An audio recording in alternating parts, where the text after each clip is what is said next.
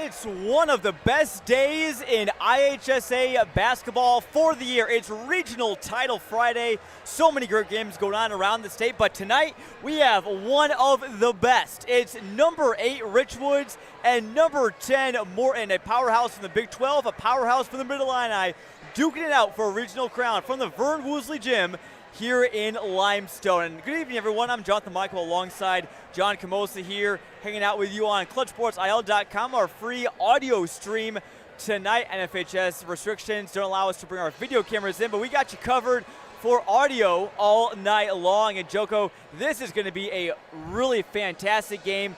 A game between two teams that a lot of people in the area have had a lot of talk about all season long. Yeah, they certainly have, John, and both teams have been battle-tested throughout the regular season. You look at Morton's record coming in at 28-4, Richwoods at 25-4, so both teams, you know, like I said, have played that really tough schedule that's prepared them for this moment, this game, regional championship. You can't get any bigger. Both teams do not want to end their season here, so we're going to see a really big battle. Certainly, both these teams having one of their best years in recent memory. Richwoods won a regional title last year. Morton, it's been a little bit longer, but you know, both these teams certainly feel like it's their year. And unfortunately for maybe fans around Central Illinois, you know, only one of them is going to be able to, you know, continue their postseason run into the Pontiac sectional.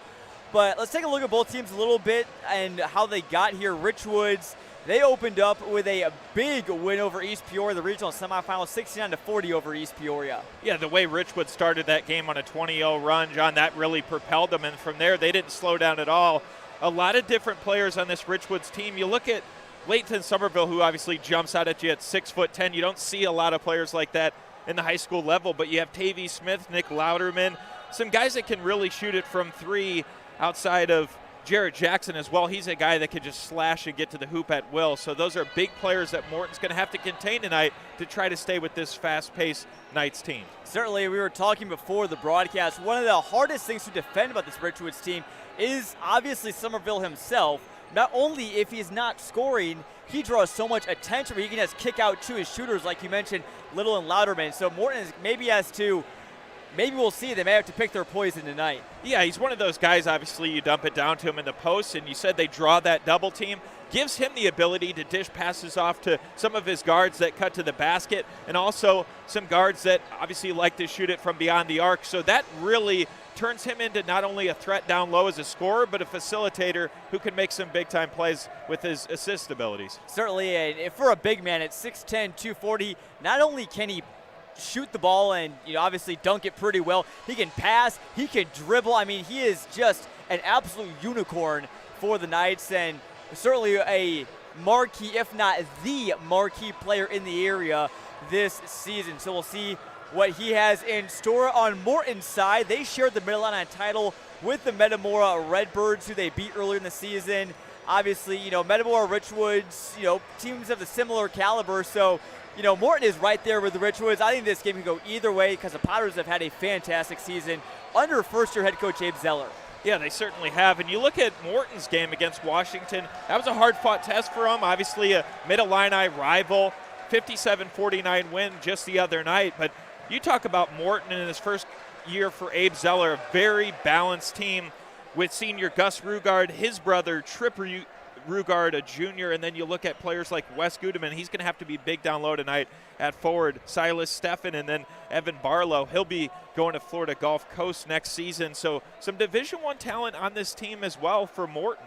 Certainly, and another player to watch, possibly Calvin Boker, the 6'6" junior. He's their tallest player. Him and Gudeman maybe have some double teams on Somerville. We'll see how it all plays out. Maybe Barlow, he had a good defensive game against Washington. Gus Rugard coming in off a career-high 28, including 14 straight points to will the Potters to victory in the fourth quarter. He was fantastic. We're in set for the national anthem here. Packed gym inside the Vern Woosley Gym. There was a line nearly out the door when I went outside a moment ago. It is going to be loud in here tonight. Great environment here in Bartonville. We'll step aside for a moment for our national anthem, and we'll come back with live audio coverage of Morton and Richwoods for a regional title live on ClutchSportsIL.com.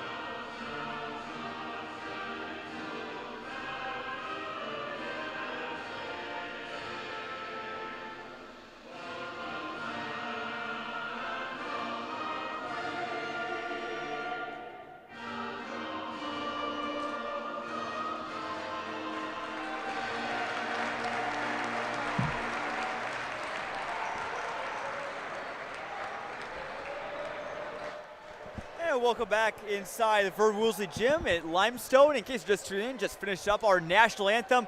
We're getting set to go between the Morton Potters and the Richwoods Knights here for a regional title game. Lots of green on one side, lots of red on the other side. It's almost like Christmas, and we're getting a Christmas gift here with this game, Joko. Yeah, we are. This is arguably one of the best games in the central Illinois area, if not the state tonight, John. Two teams ranked inside the top 10. This is going to be a really fun matchup. We got a packed gym here. I am looking forward to this one.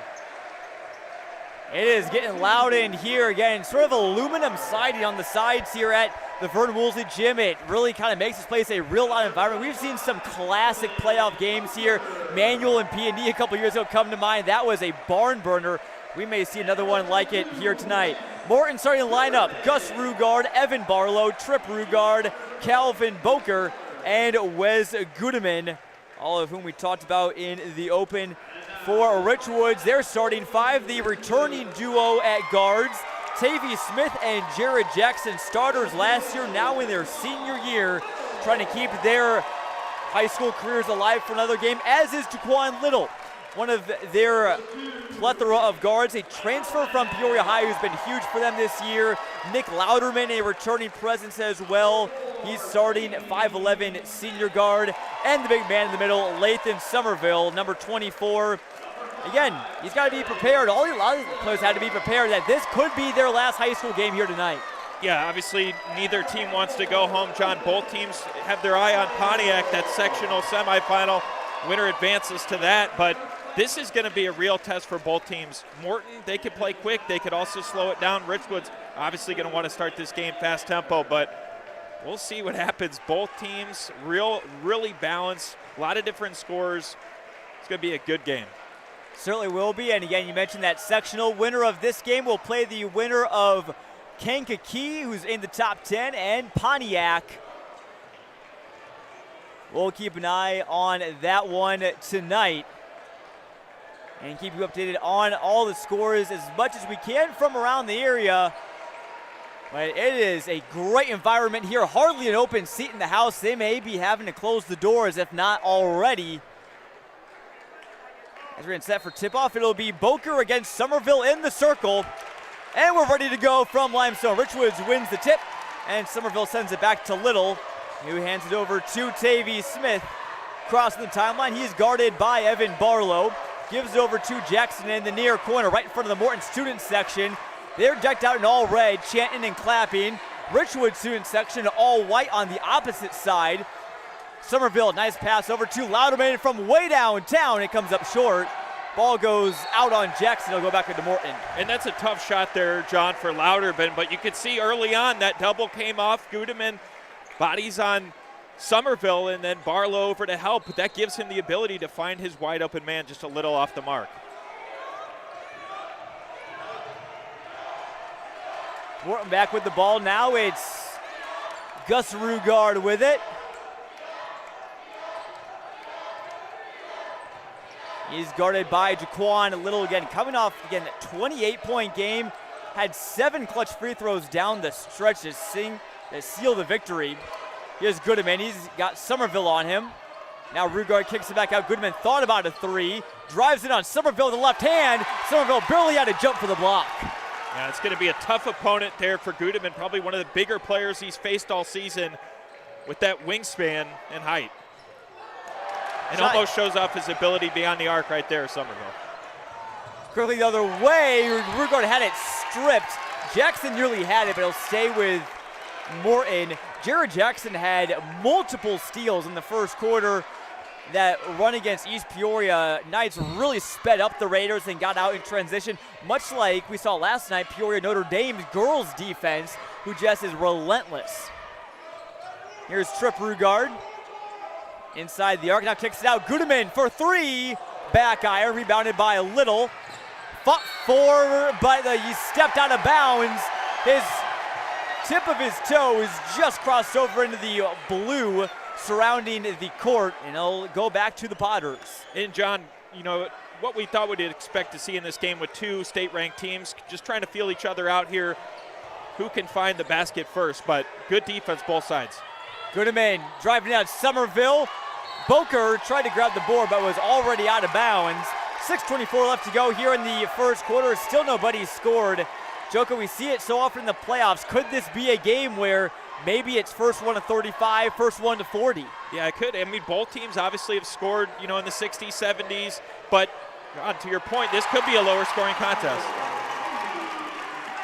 Tavy Smith gets the first bucket to go for Richwoods off the glass. That'll put him on the board.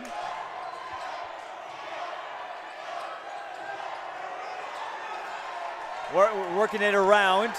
Here's Gus Rugard. Kicks it back out, looking for Barlow. Tipped around with him and Louderman, but he retains possession. Turns around, blocked again by Somerville. That's 2 already for the big fella. Yeah, Somerville just showing that defensive ability early. 2 big blocks, just making it really hard for Morton to get inside. Morton may have to shoot the ball pretty well, but they do have some very good shooters in both of the Rugards. Goodeman can shoot it and stretch the floor. Evan Barlow as well. We'll get a foul on Lathan Somerville, who pleads his case to the officials. And boy, just the energy in this gym here from both student sections. They are going to be up on their feet probably all game long. They are living and dying with every call and every basket. Yeah, well, we get a mixture, a little bit of both, John, because we got Richwoods fans on our right, kind of mixed in with the Morton student section, and then a full drove of Morton and Richwoods on the other side. Great cut from Rugard, but he's blocked. No, a foul on Tavy Smith. That's back-to-back fouls on the Knights. Smith came flying in there. I thought Rugard had a pretty open lane to the hoop, but it just closed so quickly. Yeah, how about the effort there from Smith, though? Almost thought he had a clean block. It goes right up on Rugard, and they're really making Rugard work for those shots inside. That would have been the 3rd block already on the night for Richwoods. Lathan Somerville's got 2. Rugard misses the first. He was pretty good from the line on Wednesday. He went to the line a lot. Definitely missed a couple, but he also made a lot as well.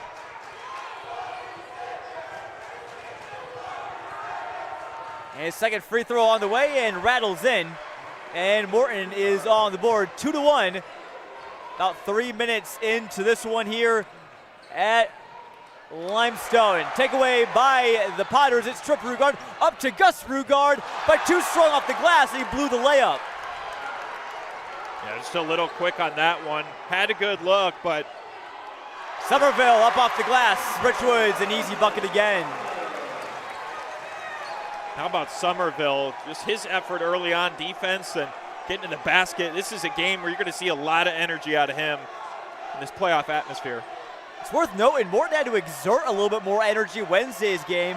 Richwoods, after going out to that 20th lead, they kind of coasted the rest of the way, played a lot of their bench, so they may be a bit more well-rested. Barlow gets an offensive miss and puts it back in past Somerville. That's just a good heads-up player there from Barlow, not giving up on the play and able to get that extra bounce off the rim to corral the rebound and go back up. Over to Louderman, he's hacked by Rugard. That'll be Morton's first foul of the game. Good defense there from the junior guard, who is just so poised on the court, really a leader for them, even as a junior and in his first year starting. Talked about how good of a game Gus had, but Trippett brings it every single game, and he may not fill the statue, but his impact is really there every single night. I think they kind of complement each other too. Gus is more of your scorer, Tripp more of your playmaker. When he finds his shots, he gets them, but really a facilitator. Great basketball IQ for both brothers. Here's Somerville, kicks it down low to Jackson. He's guarded by Alex McKee, the sophomore. 3-ball on the way from Smith off to the right. Rebound by Marlon Herron, checked into the game for Richwoods. And they'll reset with Smith. Over to Jackson, corner 3-ball off the mark, and McKee brings in the miss. Now Morton chance to take the lead. Would be their first of the ball game. Been a low-scoring affair. Good defense on both sides. With it on the wing now is Grant Selke, 6'1" junior and off the bench. Morton, a very deep team. They'll go 8, 9, 10 deep. Same with Richwoods as well. Goodeman in some trouble. Gets it over to Rugard. Little's right on him, but it looks like Rugard was fouled by Little, so that'll even up the fouls at 2 apiece. Very physical game, Joko. Something to monitor as we get into this one. See how this crew is going to call it. Are they going to let them play because it's the playoffs? Or yeah. And obviously, John Richwoods did the scouting report on Grugard. You can't let him get inside. And how about Tavy Smith? 3 ball rattles in from Goodeman, and Morton has its first lead. That one coming from the top of the key. I was going to say Tavy Smith and just Taquan Little doing a good job of containing Grugard, but it's a big-time shot there for Morton to take that lead. Shot off the mark is grabbed by Barlow. Morton starting to gain just a touch of control now. Potters have been in the AP top 10 for most of the year, especially they got some notoriety after beating Richwoods back, or I should say Metamora back in December, I believe. Back in December. That was one of the first Mid-Illini games of the year, and everyone knew that they'd have a good team, and that was really, I think, where many people realized that, hey, this team is for real. Metamora got the best in the second time around, but this Potters team can really beat anybody. And I think it's games like that, too, going into, John, especially at home. They snapped Metamora's 23-game Mid-Illini Conference winning streak. That gave them a lot of momentum. They were cruising after that game through December, January, February, almost into March now. Richwoods, they're cruising on as well. They've won 11 straight, I believe, not mistaken. Goodeman, a tough shot, and rebounded by Somerville. Goodeman tried to poke it out, and he did, but it stays with the Knights. And you, John, you talked about that physicality. They're letting them play right there. Somerville looking for a foul, but this is the type of game that you knew would be really, really tight, both teams defensively. First quarter action here, 3A Limestone Regional, and it is everything we could ask for. The energy in this gym is palpable. Glad you're with us on CSM. Shot off the mark by Jackson at the rim, rebounded by Morton, and they Goodeman with it now. Rugard looks in McKee's direction. He's guarded by Herron. Now back to Goodeman. Somerville's been on him all night so far. Finds McKee, corner 3 on the way. He's fouled and he got the bucket to go. 4-point play possibility for Alex McKee. And that is a big-time shot for the sophomore. John, a guy that comes in, good role player, but in one of the bigger moments right here, that is the type of shot you want in the first quarter to build that lead and give your fan base that energy. The Potter Dome student section, the Red Sea, loves it.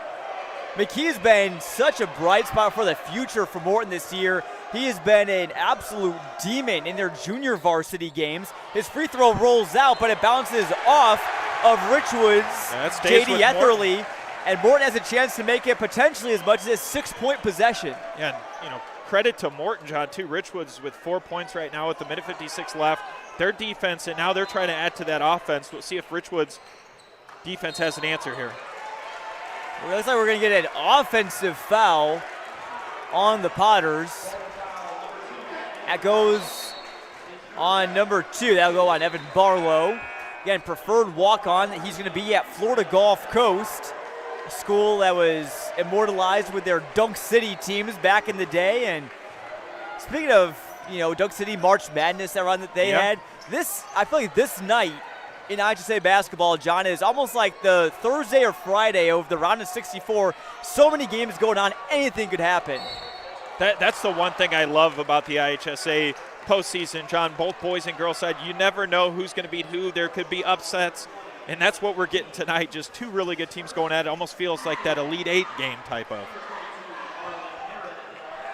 Marlon Herron got fouled for the Richwoods on a shot, so he'll shoot 2. Amidst the din from the Morton student section. His first draws back iron, so Richwoods has been scoreless ever since they tipped back in from Somerville. Him and Smith have Richwoods' only baskets. 4 different players have scored for the Potters so far, in case you're just tuning in. Gus Ruger had a free throw. Barlow, an offensive board lay-in. Goodeman's 3, and also a 3 from McKee as well. Herring goes 0 for 2. Yeah, free throws are really big when you get postseason time down the stretch. Those are shots that Richwoods would have wished they had. Here's Goodeman to a cut-in. Silas Steffen, his shot was rejected by the bottom of the rim. Ball is tipped out of bounds off the rebound, and it'll stay with the Knights. Fast-paced action here in Limestone. Can hardly catch my breath. Yeah, as you see, Stefan just kind of clapped his hands at midcourt. Great cut to the basket, just bobbled it a little bit there on the exchange. But what a pass by Rugard, though, to find that open man. Stefan did everything but finish it off. Just ran out of real estate. Jackson driving in, backing down to the post. Kicks back out to Somerville beyond the arc. Again, he's got Jackson in the post. Little to his left. He's sizing up Goodman. Now he'll drive with the left hand and spin in the lane. Loses control of it, but he got fouled, I believe, by either Goodman or Stefan. Yeah, and Somerville uses that size to get inside. Now you know they got to send that extra defender over and able to draw that contact. Extremely tough player to guard. Foul is on the floor, so that's Morton's fourth. Richwoods in the bonus, rest of the frame. Potter's already in it. Goodman is double teamed. Finds Jackson, who tried to throw it down, but couldn't get it. Little for three. That one too strong. Jackson brings in the offensive miss. A third chance. A fourth chance is finished off by Somerville with a dunk. Oh my. And that'll get the Richwoods crowd fired up. What a throwdown by the big man Somerville. Richwoods has kept getting so many chances at the rim. And eventually Somerville said, I'm gonna just clean this up and throw it down. 4-on-2 break. Pass tipped away by the Pirates, and Stefan comes away with it. Tipped back out by Richwoods, and it goes to the Knights. What a play there from Somerville. Does it with the dunk, John, and then gets it back on defense with the swipe, forcing that ball out of bounds. Now Richwoods with a little momentum here in the closing seconds of the first quarter. Somerville displaying his emotions, looking up at the ceiling and screaming after that one. He plays with so much emotion, and I asked him about it in an interview early in the season, and he said, you know, it's just because, a lot of people, doubt me and everything. Yeah. Even though he's ranked high, he's going to Rutgers next year, he feels like he should, be a much more highly regarded player, and he just plays with so much passion. He tosses it away, though. Barlow in transition, guarded by Little, and he's fouled. Barlow will shoot two. 12.8 seconds to go left in the first frame. And, John, it's early in this game, kind of winding down the final seconds of the first quarter, but like you said, we could barely catch our breath. This game has had some exciting plays. Just a lot of back and forth transition basketball, great defense, everything you want in a regional championship. Barlow will shoot two. Glad you're with us on ClutchSportsIL.com or our YouTube page tonight. Let us know where you're tuned in from and who you're rooting for. I always like to see who everyone is gunning for and where our viewers may be tuning in from. Glad that you made us part of your Friday night. It's a good one so far. Barlow made his first, misses his second, but an offensive board by Morton. Here's Trip Rugard near the half-court line with under 10. He's looking, trying to find somebody. With 2 on the clock, they got to shoot. Stefan drives in, lost control, and that's where we'll leave the end of the first quarter. Morton goes down 4-1 early, ends the half on a 9-2 run. Yeah, tight game, back and forth. Morton 10-6 advantage, John, but this game has certainly lived up to the hype. We are in store for what should be another great second quarter. It's Morton 10, Richwoods 6. Again, winner of this one will face the winner of Kankakee and Pontiac. Both of those teams having pretty good seasons. Kankakee, the 1 seed, they're in the top 10. They're right in between both of these teams. They're number 9 in the state rankings. Pontiac not ranked, but they are always a very good team to watch out for, and they want to play on their own home floor. So we'll keep you posted on the scores we see from there, as well as other games like Metamora and Peoria High playing up at Geneseo tonight. Yeah, that should be another really exciting game, John. Obviously, both teams.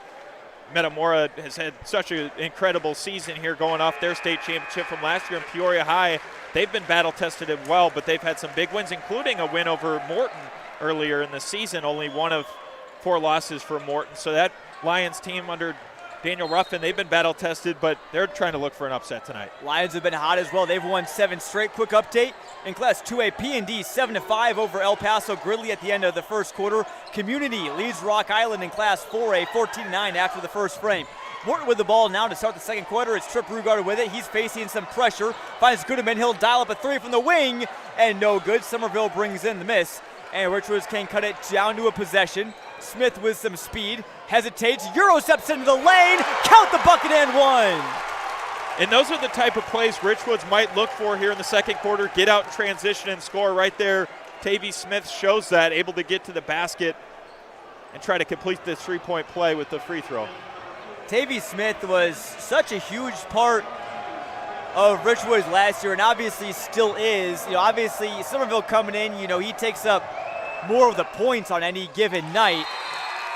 But Smith converts the three-point play, but I think everyone who follows basketball in the area knows, even though he hasn't been putting up, 20, 30 points a game sometimes as he did last year, he is still a very important part and really can just do it all for this Knights team.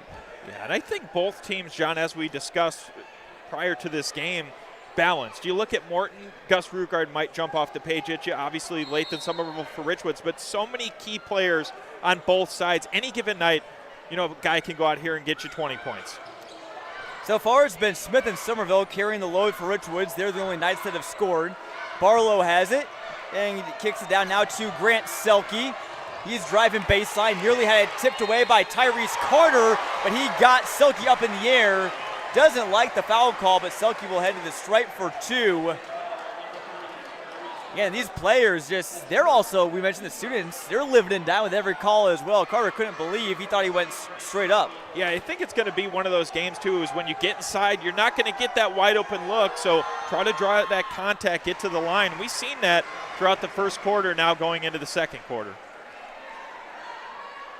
7:15 left to go here in the second quarter. Let's get our scoreboard camera back up and running. Selke goes 2 for 2 at the stripe. And I'll put Morton back up by 3. They've led for most of this one.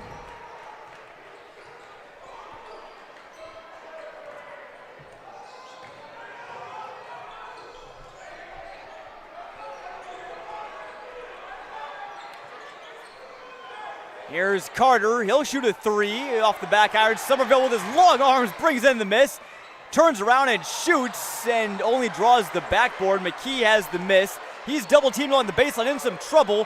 Finds Rugard. He's across the timeline, almost loses control. Selke in the paint, triple teamed and fouled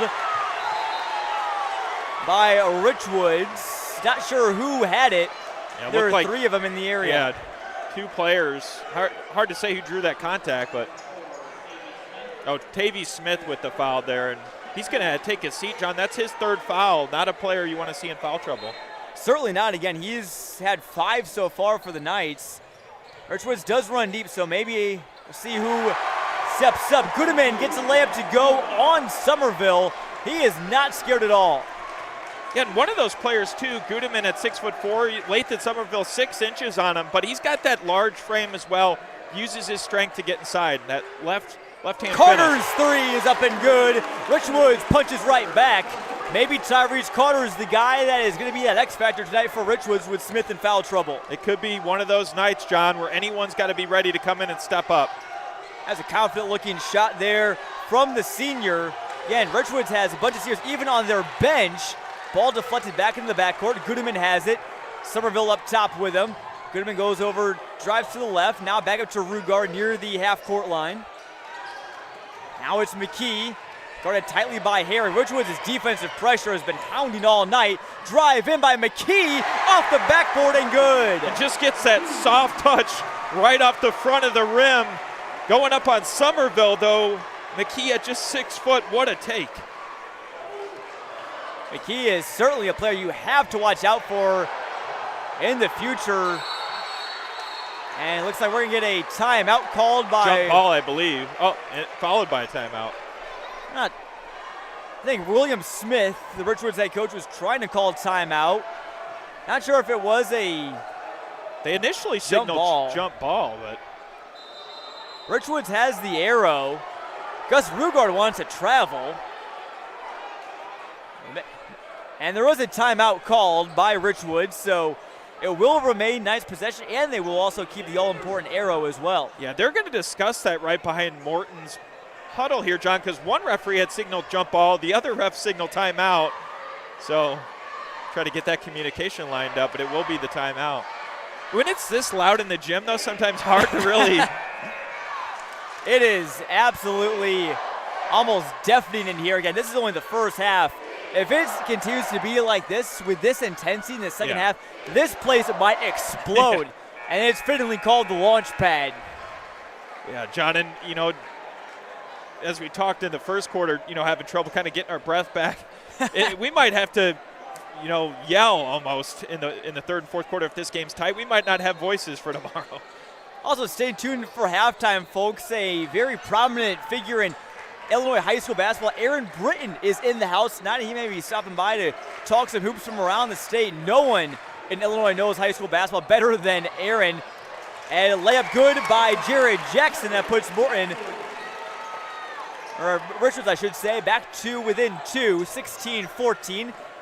Knights just trying to get back up and just at least get this ball game tied. They've been trailing for about the last 10 minutes or so. Yeah, it seems like neither team is really given an inch. 2 points here, 2 points there. No one's really extending that lead, but Morton's trying to. And Goodman, a turnaround basket will certainly help. They're back out in front by 2 scores. On the drive is Jackson. Now back up top to Heron. Kicks it over. Jackson on the left side, right in front of the Morton bench. Cross-court pass back to Louderman, over to Jackson. He's guarded by Barlow. He'll step in for a mid-range near the free throw line, and McKee brings in the miss. He's given Morton some really good minutes. Yeah, he has. We haven't seen as much Trip Rugard on the court, but it seems like McKee, maybe with that matchup, getting some more playing time, but he's filling that role. Here's Selke, also a player off the bench for Morton with it. Little's right in his grill. Jackson comes away with a steal, trips up Rugard, and we'll get a foul there on Jackson. So 3 fouls on Richwoods. Again, this intense defensive pressure, can certainly frustrate Morton, lead to turnovers, but it can also lead to some fouls, and we're kind of seeing the Knights get into a bit of trouble with that so far. Yeah.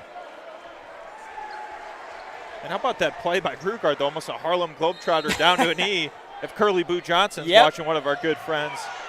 If he is, shout out to you. Goodman, a 3-ball from the wing, 5 straight points for the junior big man on Morton. He's up to 8.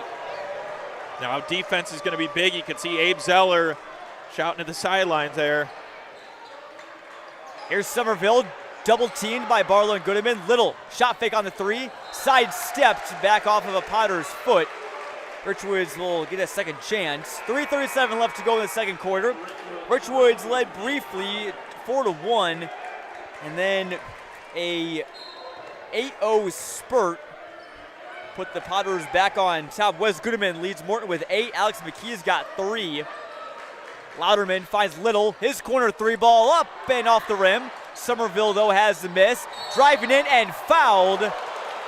Not much of an option there for Goodman with the 6'10", 240 Somerville barreling right in front of him. And how many times have we seen just that dominant spin move, and Goodman already kind of was losing his balance there, falls backwards, so you're just kind of in a trap spot right there. Nothing you can do there for that blocking call. It's just Goodman's first, so he's done a nice job of playing defense on Somerville without fouling. Somerville, a pretty free throw stroke that he has. He'll be a multi-talented player for Steve Piquille and the Rutgers Scarlet Knights over in Piscataway, New Jersey next year. Yes, he will.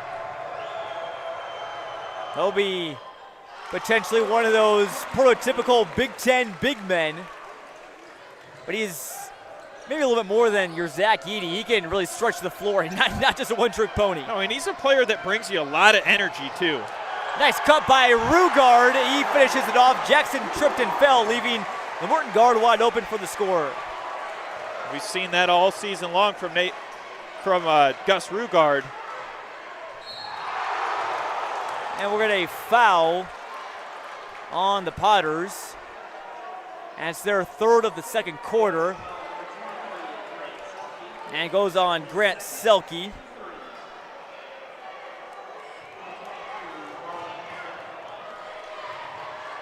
Shooting foul, so Heron is at the stripe. Richwoods trails by 7, looking for back-to-back regional titles. Off the front rim, the back rim, and out for Heron. Substitution, McKee back in now for the red and white. Selke's out. Heron is 0 for 3 from the line tonight. Hoping that those don't come back to bite him later on. Sets, shoots on the way, and also no good. Gets his own miss though. Little driving the paint. Floater with the right hand. Somerville fought her teammate for it and puts it back up and in. How about that effort from Somerville? Able to just soar and get that rebound and put it in off the glass. Back and forth game. Somerville's got 8 again.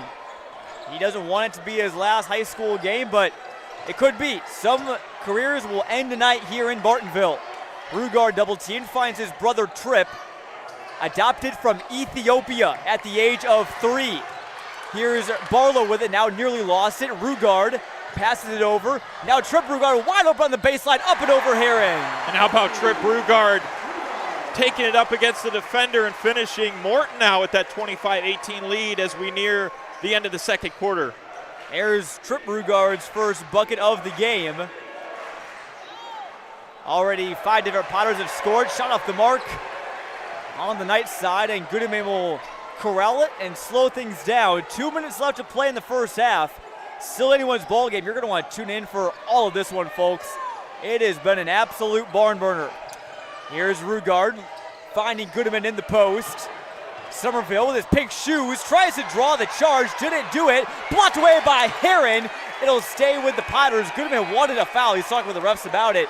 Somerville maybe a little bit of an acting job trying to draw the call. Yeah, a little bit of a hand there, but like we said, John, refs are letting them play in this game, and that's what the fans came to see.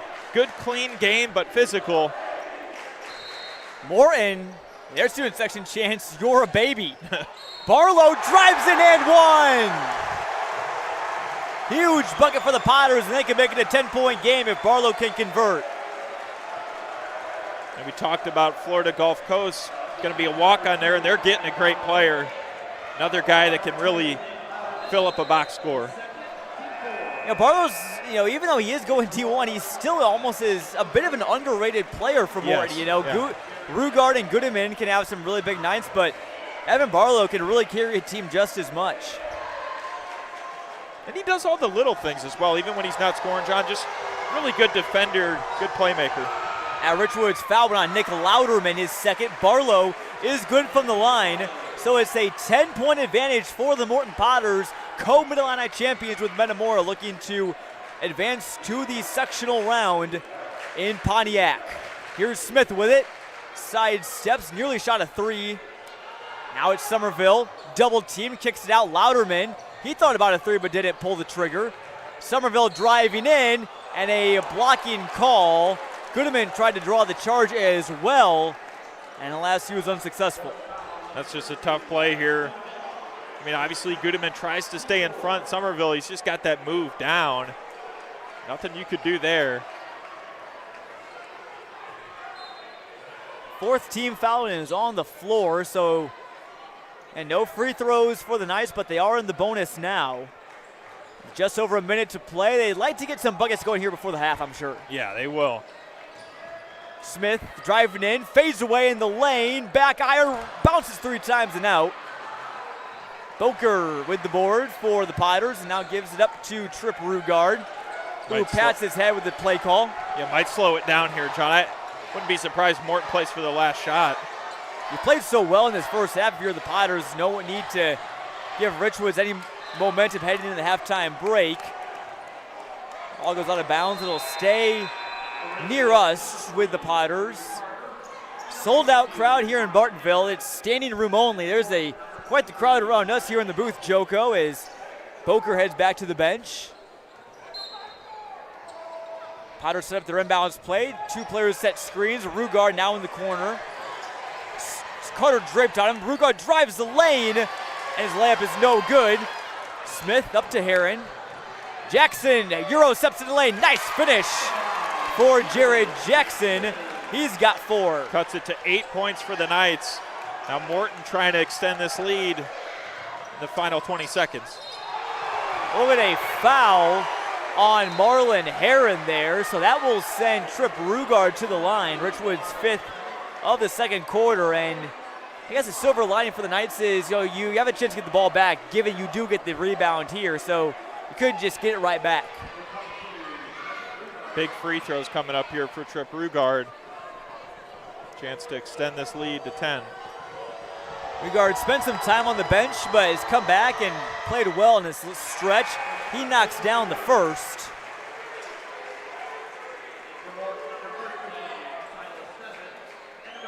And coming at halftime, we'll break down the first half of this one and also give you updated some scores from around the area and see if Mr. Nesto Hoops, as he's known on Twitter, can pop up here in the booth, talk some basketball with us. Second one, no good, rebounded by Jackson. He speeds up the court, he's in a hurry. Kicks it back out to Heron. Now Richwoods will probably hold for the last shot. Jackson on the drive, hangs in the air, no good. Steffen brings in the miss. Still time to get a shot off. Turnover, Heron at the horn, nearly got it to go. I believe that was either Barlow or Boca that turned it over, and Heron had a straightaway look that was pretty good. Yeah, that could have been big. But it is Morton that heads into the halftime locker room, leading at 29-20 in front of a packed house here in Bartonville. What a first half, Joko. I'm trying to find the words right now, John. This has been one of the more intense regional championships I've seen in the last few years, just back and forth. Fun game so far, but see how Richwoods comes out here in the second half. Morton clinging on to that 9-point lead, but man, what a great game so far, John. It certainly has been. Morton's been in control for most of this one as Richwoods student section gets fired up for a little quick video there. I'll take a look at what we got going around the area. We promised it, so we'll give it to you best as we can find. Again, 9 games involving teams from around the area going on all the way from Class 1A through 4A. John, I know obviously this is probably the place to be tonight, but what's another game you maybe have your eye on? Yeah, I'm intrigued by that Peoria High Metamora game that we talked about. Peoria High has been battle tested. They've had some really nice wins. Just kind of curious if the Lions could keep that close with Metamora. And then another game that I think should be really good tonight too is Peoria Christian Abington Avon too. That was another game that I kind of had my eyes on. Yeah, that's one in Class 1A, the Williamsfield Regional Title game. Quick update from Notre Dame. P&D leads El Paso Grizzlies 17-9 at the half. Low scoring battle in the kitchen. How about that? Sherrard leads Macomb 23-20. Illini Bluffs 42-25 over Illini Central. And what do you know? Our good friend Aaron Britton has joined the booth. You may know him, Nesto Hoops on Twitter, making the trip to Limestone for this one. Aaron, how's it going? I'm doing all right, guys. How are you? Pretty good, pretty good. Well, Aaron, I know you love to travel the state and everything, covered all the best games. This is your first time in Limestone, I'm guessing? It is. I don't get to too many Mid-Illini gyms, but I'm glad to make it down here for this one. Yeah, certainly. And Aaron, just a little bit more about you, just in case the viewers at home don't know. I know a lot of fans know about you and what you do. Just tell the viewers at home what you do, and for the Central Illinois, or for, I should say, the entire state in high school basketball. Well, I have a website, nestohoops.com, and on that website you can download a spreadsheet. And if you have any basic knowledge of Excel, you can get it downloaded and navigate and find conference standings of every conference in the state and schedule results for every team in the state. And I have my rankings on there, and I have sectional breakdowns come postseason time, and I keep a running list of the gyms that I've been to, how many times I've been there. I keep the players transferred list on there as a running tab, so it's a living document, and it changes every single day. Certainly, and Aaron, I've always wanted to ask this question as well. I mean, I know a lot of people know you for what you do with that. Is that your day job, or is this just a side hustle for you almost? This is just a side hustle. I get up every day at about 3:30 and collect scores until the kids wake up, and it's time to go to work to do the day job. At daytime, I'm an engineer at a food and beverage manufacturing facility in the Rockford, Illinois area. So I spend about 50 hours a week there, and I'm on call 24/7 when I'm not there. So if I'm lucky enough, I'll get a call from them and have to go straight there from here tonight. So we will see. I will say, Aaron, very impressive for a guy that's got a job full-time, and he's also doing this and not only collecting Central Illinois area scores, but like John said, all over the state. You've driven a lot of miles. Yeah. This time of year, I'm getting the oil changed about as often as I'm getting a haircut, which is about every 3 weeks. Yeah. Oh, man. Well, Aaron, I mean, I know that, it's trying to cover all of the entire state. I know, there's certain pockets that I'm sure you know a little bit of. Obviously, Central Illinois very talented this year in basketball and everything. What's something that you were maybe kind of looking forward to? You know, maybe something you had your eye on, and maybe some teams coming into this regional title game. Are you surprised at all to see these two teams in the title game at all, or not? I'm not surprised to see these two teams here at all. I'm a little surprised that Morton's able to slice up Richwoods the way they are in the half court right now. They're getting Somerville out on the wing, and they're getting some really easy layups at the rim. Richwoods got to tighten that up, and they got to start running some things through Somerville in the second half.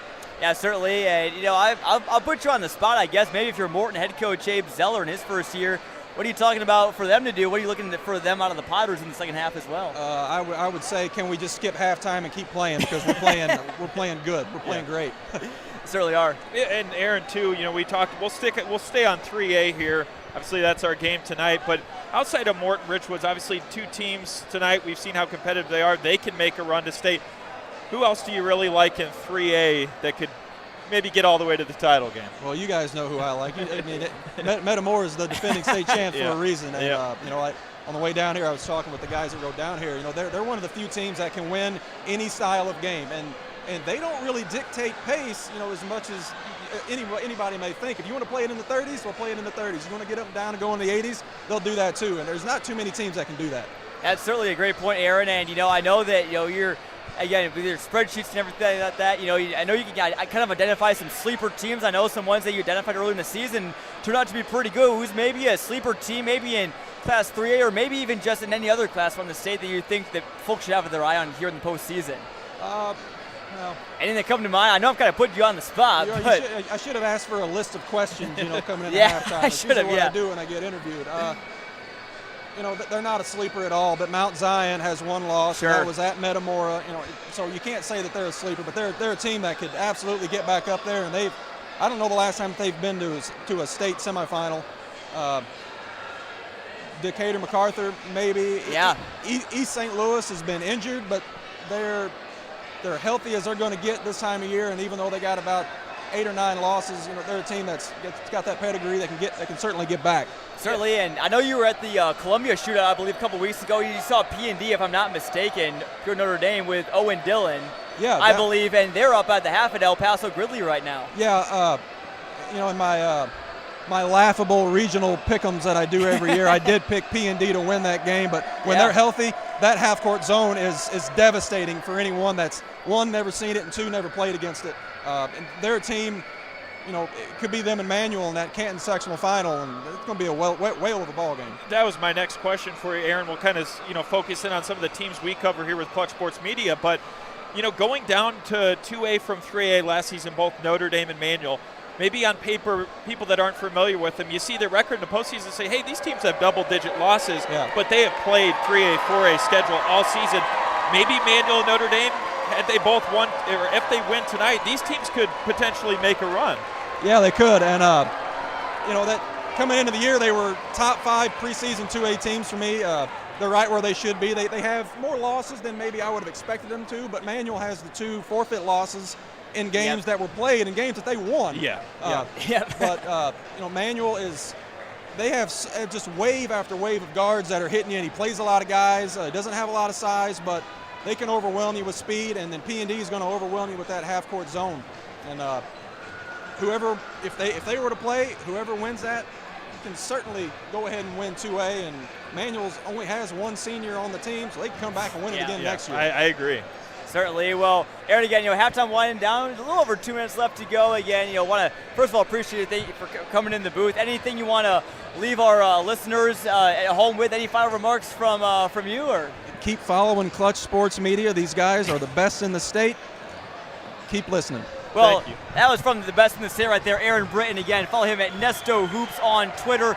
Nobody better to follow for high school basketball around all of Illinois. Aaron knows it all in the land of Lincoln. Well, I want to thank him for stopping by the booth. Appreciate you having a long, safe trip back home, Aaron. Keep on doing what you're doing, and enjoy the rest of the second half. Again, Morton leading 29-20 here at halftime of a 3A regional title game at Limestone. Looking at, again, unofficial scores for Morton. Joko, these are very unofficial as I get first half updating the scoreboard, keeping a running tally of scores as well. So And pretty unofficial, but you look at Gus Rugard, what he's done. He has gotten, I believe, looks like just 3 points for him. Wes Goodman, though, has played good. Knocked down a 3 in the first quarter, a layup, and another shot, another 3-ball in the second quarter. So he's got 10. Look at Evan Barlow, had a bucket off an offensive rebound and a 3-point play as well. So he's got 5. Alex McKee had that 3 with the foul. Didn't finish off the 4-point play, but he had a layup. So Alex McKee has 5. Trip Rugard, again, didn't score early on, but he got a layup and a free throw to go near the end of the first half. So Trip Rugard's got 3. Grant Selke has a pair of free throws. He's got 2.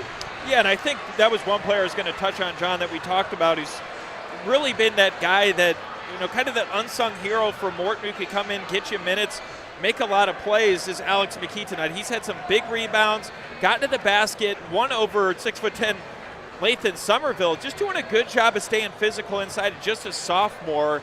And I think this second half is shaping up to be a really, really fun game. They should be for Richwoods. Lathan Somerville with 8 3 field goals plus 2 free throws. Jared Jackson had 2 layups. Tyrese Carter had a 3. Tavy Smith had 5 points in the first half, but he settled with 3 fouls. So that's something really to watch. Joko, Richwoods almost has an embarrassment of riches at guard. There's so many they could go to. If Tavy Smith has to sit out with some foul trouble, who's maybe that 6th guy you're going to in the second half? Yeah, I think Jared Jackson, too. We've seen what he's done in that first half. I think he continued to explode to get to the basket. One other guy, too, when he gets his shot, John, Nick Louderman, not a guy you want to leave open. And we talked about when Morton's collapsing, which they've done in that first half on Somerville, he can open up windows there for his shooters beyond the arc. Certainly, we haven't seen Little or Louderman make a 3, and when they get cooking, they are like a microwave. Yeah. That microwave badge if you play 2K. But we are ready to go. Second half action. Morton with the ball. It's Trip Rugard with it, guarded by Marlon Heron. Tavy Smith on the court for Richwoods. He's guarding Barlow down on the left block. Rugard with it. With some pressure to steal from Marlon Heron. Wide open finish, and he finishes off the lay-in. And I think that's one of the adjustments Coach William Smith has made at halftime is Richwoods pressuring on defense. Right there, they show that early steal and get the transition layup. Big bucket there to get Richwoods off on the right foot here in the second half. Here's Trip Rugard. Nearly taken away again by Heron. By that time, he got 2 hands in. He'll pick up the reach-in foul. Yeah, but how about that defense there from Heron? Playing Trip Rugard really tight. They are not going to make it easy on these guards in the second half playing down. And for Morton, you guys got to keep control of the basketball. You don't want to let Richwoods get out and run, especially Somerville, because he could throw down a dunk that could cause this place to erupt and just change the entire momentum outlook of this game. Here's Goodman with it. He drives right on Somerville around the perimeter. Looking to find a teammate in a bit of trouble and turn it away. Ball's on the deck. Richwoods has possession and the arrow. And they will keep possession due to the arrow, but that will give it back to Morton. Good defensive start to the second half for the Knights, and exactly what they wanted. Yeah. It's what you want to see in a playoff game. Players hitting the floor, going after the ball. Here's Heron with it. He's running the point now for Richwoods. Dumps it off to Smith. Both Rugards at the top of the key. 2-3 zone right now for Morton. And Richwoods swings it around. Little driving baseline. Floater and fouled. He's pretty happy about that. Yeah, that's a tough shot. Driving in on the baseline. You don't have the backboard behind you to give you that depth perception. Your momentum's carrying you forward. I think having these 2 free throws may be a pretty good outcome. Maybe the one that he wanted. Yeah, I agree with your point, John. You got the crowd behind you. You're not really looking at glass there, so you're just hoping to float up a shot and then it goes in. And to your point, yes, free throws here, your best possible outcome. Little will take a deep breath. Then the first one rolls in. That one hung up on the rim for 3 seconds. Yeah, got every bit of that friendly roll all the way around the rim. Around the rim twice it went. hung up there on the back portion. I thought it may just stay up there. Second one rattles home, and Richwoods out to a 4-0 advantage here in the second half. They still trail by 5. Right back in this one, though, and it's important that Richwoods got those first 4 points rather than Morton. Otherwise, they're looking at a double-digit deficit for the Knights. Rugard kicking it over. Now here's Boker, guarded by Somerville. He is commanding the baseline. Somerville fouled him. He can't believe it. Saying I barely left my feet. And Boker will head to the stripe for 2. Richwoods fans unhappy. That's Somerville's second foul. And Boker really didn't have an option there. Somerville just straight up with that block, but draws a little contact. So free throw's coming. Boker's got a little bit of an interesting free throw motion. He holds the ball off to one side, to his left side, and almost just kind of pushes it near the rim. His first one's good, but a very unorthodox motion from Boker. Worked the first time, and the second time it does not. So he goes 1 for 2. 6-point advantage for the Potters. 6:15 left to go in the third quarter. Glad you're with us for live audio coverage on ClutchSportsIL.com. Again, NFHS Network kept us out for our video stream tonight, but glad to be bringing you audio coverage. Somerville drives in and gets fouled. And quickly, John, both teams with 2 fouls in the first 2 minutes. Yeah, so right now that defense, we're seeing some of that contact a lot more. Could turn to some of your bench players. We see the fouls start to rack up on some of these starters. That one went on Boker. Yeah, not a starter he is for Morton, but he's got a second foul. Looks like Selke's ready to check in for the Potters, and he will replace Boker. Somerville's first free throw was good. He is a walking triple-double threat almost every night again. We don't have official numbers in front of us right now, but he is probably going to get at least a double-double tonight. Knocks down the second one. Back to a 4-point game. Look at that pressure on the inbounds. Here's Heron. Number 22 on number 22. It's Heron on Trip Rugard. Hands off to Barlow. Just past half court. Give it to Gus Rugard, now to Goodeman. He's going to back down Jackson. Enters the paint. Shot fakes. Nearly swatted by Somerville. Rebound brought in by the big fella. He pushes it up to Heron. Here's Somerville driving the lane. Got hacked on the head by Rugard. And he'll head to the line for 2 more. I love Somerville's aggressive approach in this second half. That was an acrobatic play for those of you who can't see the video coverage, but man, that was quite the effort there and still draws the contact. Went up and under both defenders. You can see Daquan Little telling his teammates to kind of make the motion, hey, keep on going fast. They can That's feel where this. Richwoods thrives. And I asked Gus Rugard after the game on Wednesday about, hey, what are you expecting out of Richwoods? And he's like, it's just they run a typical Peoria offense. They run very fast on both ends of the floor. And Richwoods starting to display that a little bit more here in the second frame. I think we saw a little bit of change of pace there in the first half, maybe more Morton style, slow and methodical, getting to the basket. Now Richwoods really wants to speed up the tempo, and that's what we're seeing. And if they play with this type of aggressiveness, John, their style, they're going to make it hard on Morton. Comes the press again. Little backing off a little bit on Rugard, but just enough to make him think a little bit. Energy is ratcheted up in this gym. 2-point ball game with just under 5.5 to go in the third quarter. And Morton, Abe Zeller wanted timeout. Richwoods fans are loving it. Morton looking for some answers here, and they want to talk things over. They're fired up after that timeout. Coach William Smith, his assistants, and the Richwoods players, they can feel themselves inching closer to taking this lead. I don't want to say it's the dangerous part of the game right now for Morton, but again, at some point you want to get that first bucket to start the second half. Again, you don't want to let Richwoods go out on a 20-0 run. They didn't start the first half back on Wednesday. Yeah, they could feel after being down 9, getting this game within 2. Morton has scored again. It was just a free throw from Calvin Boker. And I love the energy that Somerville brings. Gets so fired up, gets his players into it. You can tell they're really feeling this on this defensive effort. See what Zeller drew up in the timeout. Zeller, in his first year with the Pirates, doing a phenomenal job after coming over from Roanoke Benson, where he took the Rockets to state a couple years ago in Class 1A. Looking to do so again this year. Rugard kicks out to Goodeman. He is guarded by Heron and Somerville. Kicks it back out to Gus Rugard. Morton just trying to find something open, but Richwoods is just all over the place on defense. Blanket coverage. And they have not allowed Rugard to shoot a three this game. They have not. Hayden is scouting on him, and Rugard lost it out of bounds. Back to Richwoods and Marlon Heron. He's high-fiving fans. He loves it. Yep. How about Heron, though? How good he's been on defense in the second half. Lathan Somerville's trying to get the crowd into this one as well. I can't even imagine the adrenaline coursing through his veins right now.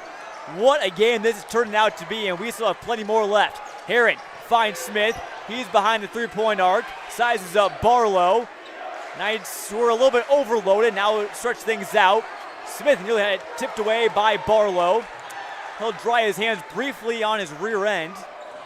He'll drive in, steps back, and finds Somerville. Somerville wants the ISO on Goodeman, but he's got Barlow and Trip Rugard in the paint. Crosses over.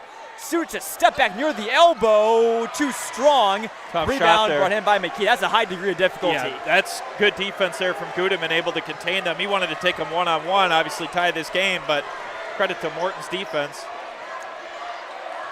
Gus Rugard on the drive. Finds an open lane, and he finishes with not much space to go. Yeah, that's a strong move there from Gus Rugard, getting to the basket on those defenders.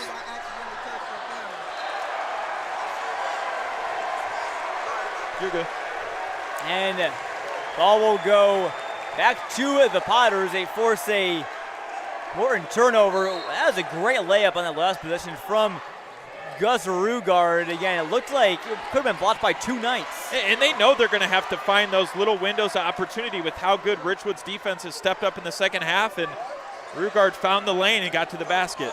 Not going to be many easy buckets here in this half, I can guarantee you that. McKee, though, is open for three, no good. And Somerville brings in the miss. Tough shot from the corner there from McKee. Had to kind of force it because the defender was coming in. They feed Somerville in the post. He's fouled by Goodeman. I believe that's his second, and that would be Morton's fourth of the third quarter. So it would be the earliest of all quarters so far that Richwoods has gotten in the bonus. That foul rather going on. Oh, no, this is a Goodeman. That's his third, something to monitor. So now that's going to bring in Boker, I believe, John. As Goodeman tries to ask the ref about what he did wrong. That way he knows better from next time. He'll trot back to the Morton sideline. And now with Goodeman out, keep an eye on Somerville and see what he can do. Big stretch here for Calvin Boker on the defensive end. Here's Herring kicking over to Jackson. He's behind the arc. Yeah, Somerville calling for it there. They swing it around. Tavy Smith right below us on the bottom left corner. Somerville, they bring the double team, looking to find somebody. He still has the ball. Up and over Morton defenders. Lathan Somerville has been unstoppable this second half. And with Wes Goodeman on the bench now, he's going to try to find those shots inside. He knows he's got a little bit of a mismatch.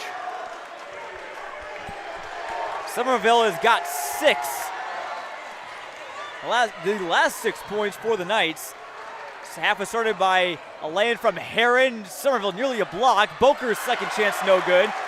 Also 2 free throws from DeQuan Little. And they're going to get Gus Rugard on a reach-in foul. Not sure if that's the foul you want to pick up there. That was just a silly backcourt reach. Yeah, I think Richwoods obviously had full possession of that rebound there. Not really the reach-in foul you want. Instead, just get back and try to get set on defense. Richwoods their fans are clamoring that, hey, we're shooting. The referees were acting as if they were going to inbound the ball. I don't think they were aware that was the 5th foul, but it was. So now the Knights will have their first chance to tie the game in quite some time. They've trailed ever since a Goodeman 3 put Morton up 6-4 back in the first half. They trailed by as many as 9 At the, it was 29-20 at the half. This one's been all Richwoods in the third quarter. Heron knocks down his first. Heron, a couple missed free throws there in the first half, but makes up for it right there with this big free throw here late in the third. Second one to tie, rims out. Somerville fighting for the board. No, that was Smith. Somerville back, get ready to guard the paint on this possession. So Morton leads still by one. Selke being guarded by Carter, drives in, kicks it over to Boker. Somerville again trying to draw the charge. Boker, and Richwoods does draw the charge this time though. That was Tyrese Carter. How about these bench players coming in and making an impact? Yeah, and if that charge doesn't get called there, that's an easy basket there for Morton, which would have came from Selke, but instead going back to Richwoods, chance to take the lead. And this late in the third quarter, you will really hear the fans come to life even more. This place is going to be exploding with every basket in the fourth quarter. I guarantee you that, folks. This has been a can't-miss game. Smith steps back, a deep two, got it to go. Richwoods leads. Timeout called by the Knights. Listen to this, Jim. Full timeout there for Richwoods, and man, can you feel the energy in here, John? A lot of tension. Wowee. 13-3, Richwoods holds the advantage here in this third frame. Heron's free throw got him two within one. Then a step back jumper just inside the arc. I can't remember, was that Smith or Jackson? That was Smith, Davey Smith. Davey Smith, who is doing a good job keeping himself in the game. Again, he's carrying 3 fouls, but hasn't picked up his fourth here in the third quarter. And, you know, big-time players step up and make those big shots, and Tavy Smith did just that. Another senior, he doesn't want to go home this early in the postseason. Look at Richwoods seniors: Daquan Little, Nick Louderman, Tyrese Carter, Tavy Smith, Jared Jackson, J.D. Etherly, Jalen McFadden, Kylon Ross, and Lathan Somerville. This is probably the year for the Knights if they want to make a state run. Again, you're not going to have talents. Lathan Somerville, you're going to get his duplicate, get his copy and paste, and have him walk through the doors all over again. This is the year for them. And, Morton, they have some big seniors as well with, Evan Barlow, Gus Rugard. They have lots of juniors, though, so. Both teams, though, I would say the teams they put out there this year with only 4 losses, this is the year to make that deep run. Barlow, high post, tipped out by Heron. It'll stay with Morton. 1:26 to go here in this third quarter. John, I don't know about you, but for me, I'm glad that this third quarter has felt like it's taken a long time, and I'm not complaining. I want to savor every bit of this game. You can't match these teams up any better. It has been back and forth, nip and tuck. Tell your friends, get to clutchsportsil.com now. You don't want to miss out on what's going to happen here in the fourth quarter. So text your friends, text your grandma, your cousins, your aunt, your uncle, your brothers, your sisters, doesn't matter. This one, you have got to tune in for the finish. 1:10 left to go. Goodeman slows things down. Somerville guarding him as he's been all night. Selke comes around on the curl. He'll drive in with the left hand, kick it back out. Wide open three from Barlow, but before that happened, a blocking call. That one will go, I believe, on J.D. Etherly. So no shot. And Barlow swooshed that one right after the foul call. He wanted it. That would have been a huge three for the Potters. That would have set their student section. It's been very loud, and I got to give credit to both student sections. They've brought the energy tonight. Would have sent the Potters fans into hysterics, but Trip Rugard inbounds it, turned over. Here's Little, over to Etherly, and finishes! Richwoods continues their run. 3-point lead now, 35-32. Richwoods finding that momentum here all nights in the third quarter so far. Now if you're Richwoods, again, you just got to keep on doing what you're doing. Morton's got to find some sort of answer. Rugard's three, the corner is short. He wanted that three. That was his first attempt of the game. Yeah, we haven't seen, I don't think we've seen any points from Daquan Little or Nick Louderman. This one's been all Tavy Smith, Jared Jackson, Lathan Somerville, Marlon Heron. and Etherly most recently. Here's Somerville with it. He's going to hold for the last shot. What does the senior have in store? Goes left, right, finds Heron, but no, it's stolen away by Rugard. And then he almost lost it. Goodman from half court. Looks good. Off to the left by just a hair. That one would have tied the ball game going into the fourth. But the Richwoods Knights outscore Morton 15-3 in the third quarter and hold a narrow advantage heading into the final frame. And what a game. I don't want to say for sure it would be the final frame because overtime very much in the cards. We've seen, I believe, that Manual P&D game a couple years ago, I believe was an overtime, if not a double overtime game. But we've seen some magic in this gym. And John, with Morton, how many games they've played down the stretch? We've seen overtime games in the past they've won. I think Morton's pretty well experienced in these type of positions, so we'll see how both teams close this one out, but it should be exciting. It has been an absolutely fantastic environment here in Bartonville tonight. Sold out gym, standing room only. And this place has been very, very loud. It's a great place to host a regional title game. It's been the host for as long as I can remember. I've only been in Peoria a couple years, but last 3 years, one of the last Fridays of February. I'd have to go back, I know last year for sure, correct me, right? Last year we were here for sure. Year before that was the year that Manual won. Yeah, East Peoria one of the years. This is a great place, though. Again, a gym that really reverberates sound a lot. You know, you got bricks down kind of in the middle, then around the back side. He's got aluminum. It's just a very, very loud gym. I'm sure it's the loudest it's been all year long. As it will be Morton ball to start the fourth quarter. And Rugard inbounds it to Selke.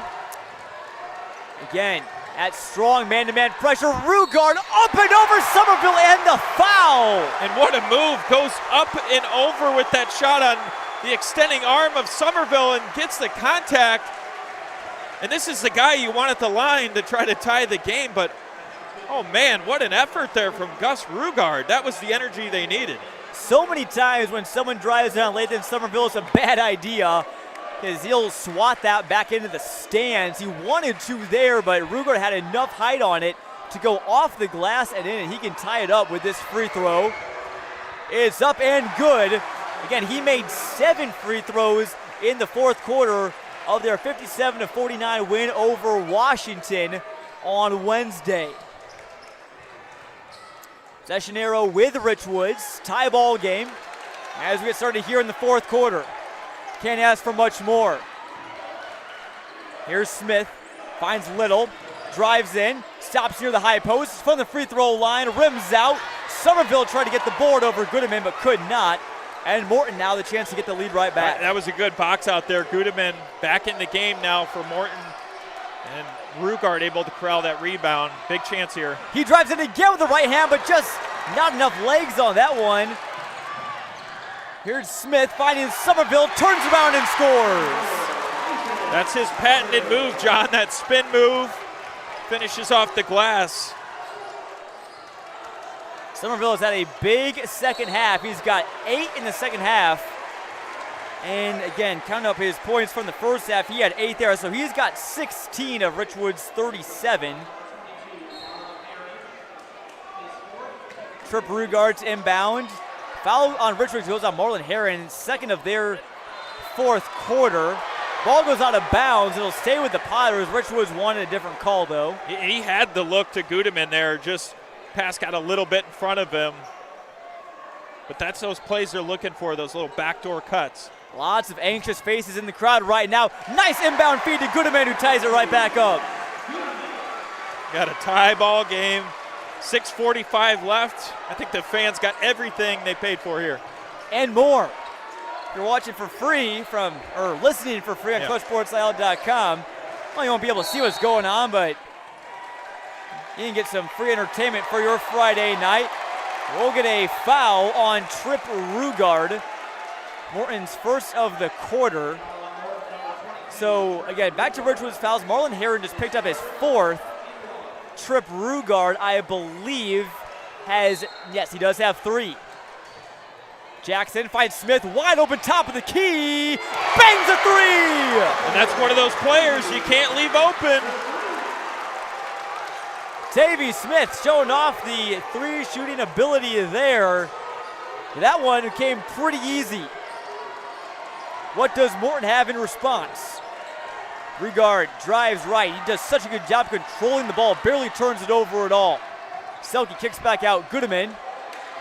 Now over to Gus Rugard. Thinks about driving right, but pulls it back. Looking for a screen from Goodeman. He'll drive right again on Jackson. Bails it. Jackson with the block! Oh my, what a defensive play from Jackson. Such an athletic player. Jackson said, you are not going to get it that easy. Swats Rugard off the glass, but it's going to stay with Morton. And John, I don't know if you notice, every time we've seen that block off the glass, it looks like that buzzer almost starts to go off, kind of that light. Maybe just that much force they're blocking it with. Maybe it's just like you hit it and it lights go off. I don't know. Yeah. I have seen that. Rugard's 3 in the corner. Got it to go! And that's right his in front first of the one. Morton student section. What a time for his first 3 of the ball game.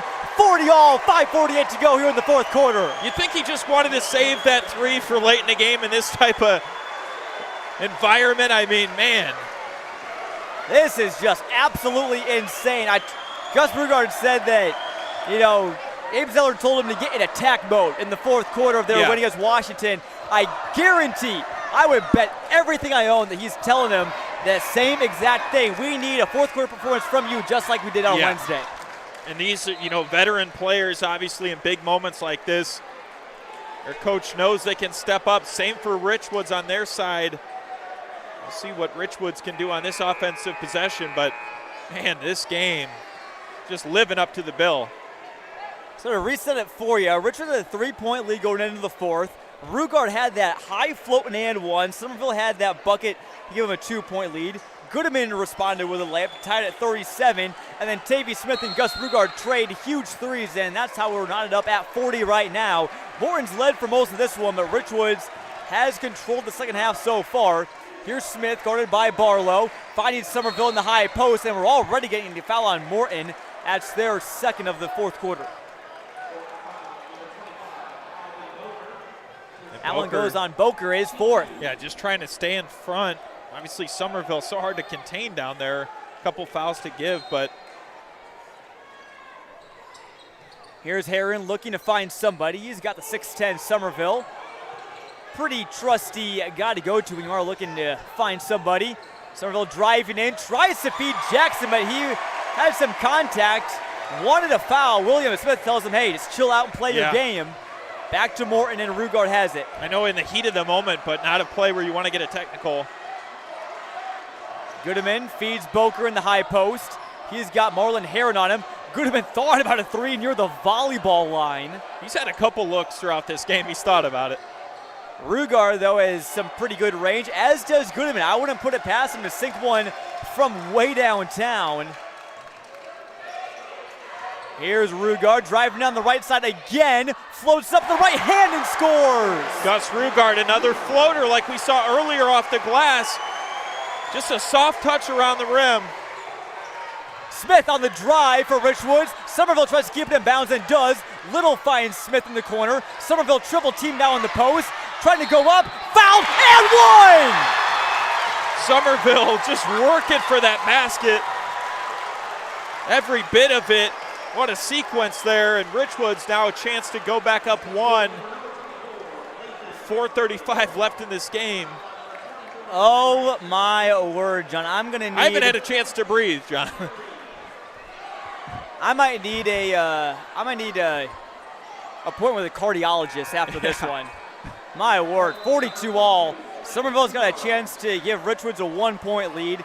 We still have over 4 minutes to go in this one, and potentially more the way this one's gone. Give me 10 more minutes, John. We saw, of note, the longest game in Clutch Sports Media history was a 5-overtime win over Peoria High last year. If we played 5 overtimes tonight, I'm sure these players would be gassed, but us up here in the booth, we'd love it. Somerville to give Richwoods the lead, and does. Followed by a timeout there from Smith just to regroup. And certainly a good timeout there. Again, both teams still have some to burn, so I believe both teams have 3 timeouts left in their back pocket, so I think may see a little bit more of that here coming down the stretch. Game reset for you. Morton's got 3 fouls. Richwoods has 2. Trying to think of who has 4 fouls. I know Marlon Herron does for Richwoods. Smith is playing with 3. I know Gudeman has 3, you mentioned. Gudeman has 3. Calvin Boker has 4. Those are the notable ones. Somerville how many fouls? Somerville does not have many. I believe he has 2. no more than 2 again. Usually we keep track of fouls, but pulling double duty tonight, updating the scoreboard, updating the scoring summary there. Chronology, I guess, writing down each bucket as well. So, and we don't have live stats. We'll try to get those, maybe compile those later on. But I'm sure we have some multiple good friends in the building. Aaron Britton, Adam Duvall they're all here as well. Lots of people in attendance for this one, and they have not been disappointed. As Richwoods leads by 1. Barlow will inbound it. Richwoods setting up for a press again. Yeah, they're going to bring that defense with this lead, try to get a steal. I think either team here wants to just pull away and get some breathing room. Neither team has had a chance to just kind of settle in. It has been intense. If you haven't already, tell your friends and tell anybody who might be interested, get to Clutch Sports Media now for some great basketball. Rugard, I should clarify, Trip Rugard with it now. Guarded by Herring with those 4 fouls. Goodman was open in the post, but Somerville back on him now. Goodman goes up to the left hand, off the bank and in. What a shot. Yeah, that's a tough finish there for Goodman. That left hand right over the outstretched arm of Somerville. Just back and forth. Now Morton with the lead. I think Somerville just didn't want to draw a foul there. Smith, he got fouled. Oh no, a jump ball, or rather a held ball. Possession stays with Richwoods. Note that the arrow will go back to Morton now, so I'm sure that all the Potters know that. Yeah, watch for Richwoods to maybe try to work this inside to Somerville. He's been the go-to player again. Richwoods, they showed their jump shooting abilities on Wednesday, but a lot of their buckets today, at least in the second half, have been in the paint. Herron scanning, finds Somerville. Yep, that's who they want to have the ball right there. Double teamed. Shoots it up, no good. He gets his own miss. That one's easy. Somerville's just a giant sequoia in the lane. 45-44, Richwoods leads. Somerville's got 6 of Richwoods' 8 here in the 4th quarter.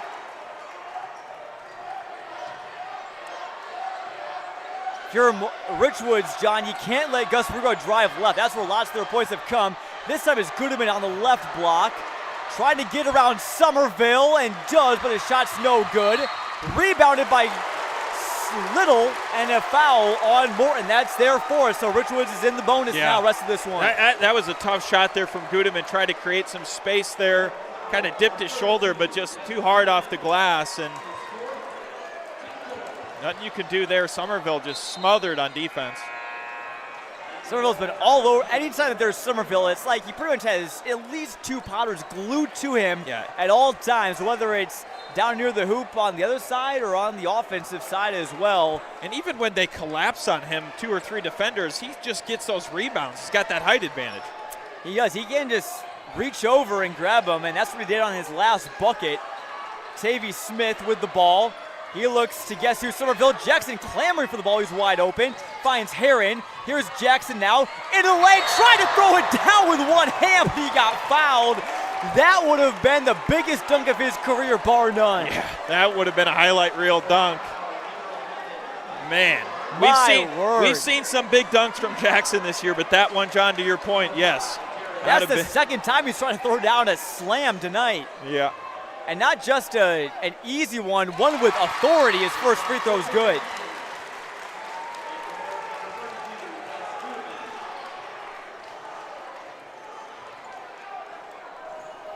He'll regroup for his second. This is a big one here. 3-point lead probably feels a lot better than 2, especially with Morton's shooters they have on the floor. Their 5 on the floor is Gus Rugard, Trip Rugard, Selke, Barlow, and Goodman. Richwoods has got Somerville, Jackson, whose second free throw bounces straight up and in. Shooters touch. And they also have Little, Herron, and Smith on the court. Under 3 minutes to play now in Bartonville. Energy is reaching its peak down the stretch. Selke finding Barlow in the paint, right block. Goodman straight away, 3 ball, too strong. Rebound brought in by Jackson. He can jump out of the gym. Yeah, he can. Jackson, a high jumper. I don't know for sure if he does do high jump, but again, Thought he did track, but spring season coming up. I'm sure if he does do high jump, we'll be hearing about it for sure. He wants to keep the basketball season going, though, as the Knights look for their back-to-back regional titles. Morton looking to get one in their first year under head coach Abe Zeller. Richwood slowing things down, and Trip Rugard will foul Heron.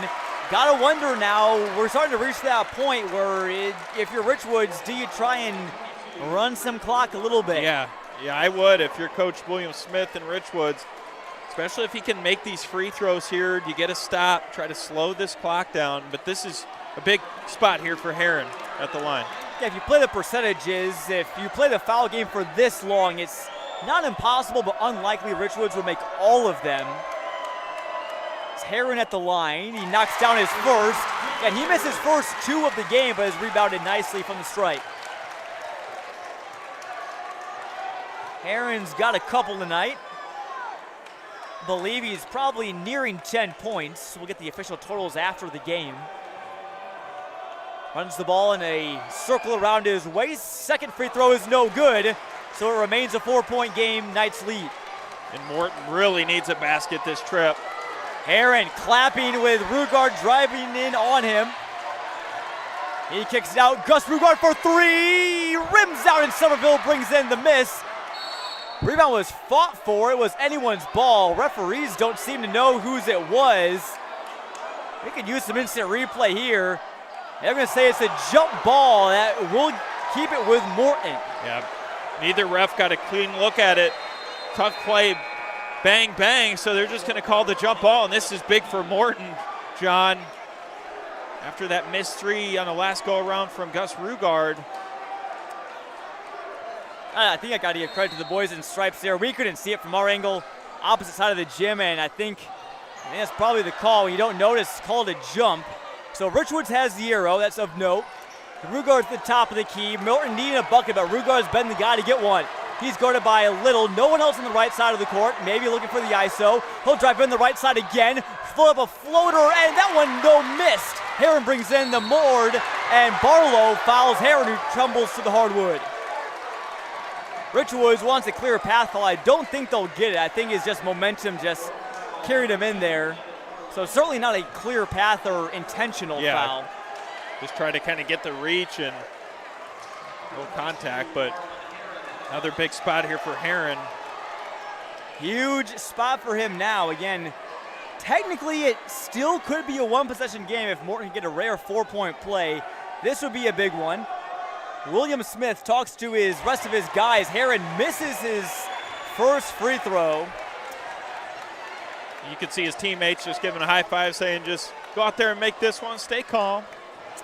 Yeah, and I can't imagine the pressure on all of these players right now, and this gym so loud. This is what you play for, what you dream of for years as a kid. First one, or I should say the second one for Heron, bounces off the front rim and in. Now Richwood's putting all the pressure on Morton to score. Morton can't afford many more empty trips. Who do you go to if you're the Potters? I'd say probably Gus Rugard or Goodeman. Gus Rugard. He has it now on the left wing, guarded by Little. He's got McKee in the corner. Double team, Goodeman's got an open lane, drives in. Smith tried to draw the charge, but he did not. And it's going to be a blocking foul on the Knights, so that will send Goodeman to the line for 2. Yeah. That would have been a huge charge drawn if it did go Richwood's way. Yeah. So big free throws here for Goodeman. Got to knock these down. Chance to cut it to 3. Richwood still has a foul to give before Morton goes in the bonus. Goodeman's first, ice in the veins, right down Broadway. With a substitution, Calvin Boker back into the game, bringing some height for Morton at 6'6". Trip Rugard and McKee go out, and it looks like we'll have a substitution for Goodeman. He makes the second free throw, so it's a 1-possession game again, and Silas Steffen getting some big minutes off the bench as Goodeman checks out. And if there's one thing we know for sure, John, this game is far from over. The amount of lead changes we've seen. That foul that put Goodeman at the line was Tavy Smith's 4th.